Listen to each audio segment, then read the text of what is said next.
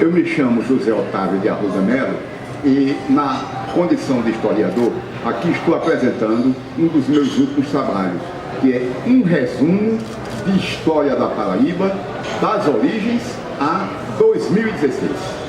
É um título que expressa o próprio conteúdo do livro. Eu tenho trabalhado não apenas com estudos assim mais densos, estudos mais destinados ao grande público, na base de dissertações, tese de mestrado, comunicações de seminários internacionais, como tenho procurado também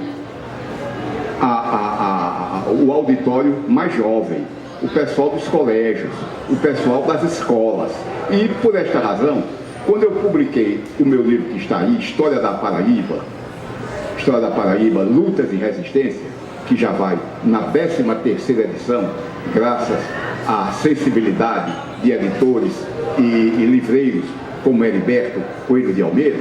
Quando eu publiquei História da Paraíba, o pessoal disse que você agora precisava publicar um livro que fosse um resumo de História da Paraíba, porque a História da Paraíba, Lutas e Resistência, ainda é um livro mais amplo, ainda é um livro mais aberto, ainda é um livro mais para um público refinado, enquanto esse aqui, esse resumo de História da Paraíba, da 2016, é sobretudo um livro didático. Ele tem 17 capítulos, exatamente porque os capítulos são curtos.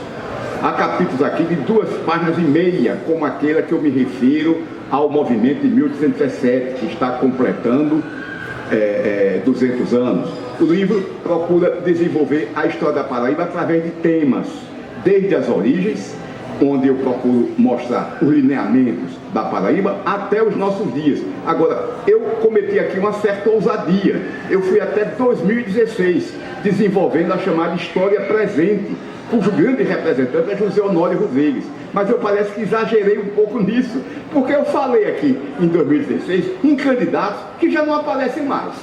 É muito temerário o historiador fazer o que eu fiz aqui, chegar até os nossos dias, porque a história é tão dinâmica que as coisas se ultrapassam. Então eu falei aqui em 2016 em 2 candidatos, um do partido do governo e outro do partido da oposição, que já não existem mais.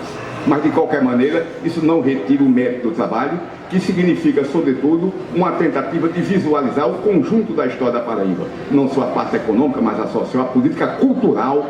A parte cultural vem até os nossos dias com as manifestações atuais, o teatro, o cinema, o folclore, o coco de roda e todas as manifestações que fazem a riqueza e as delícias do nosso povo.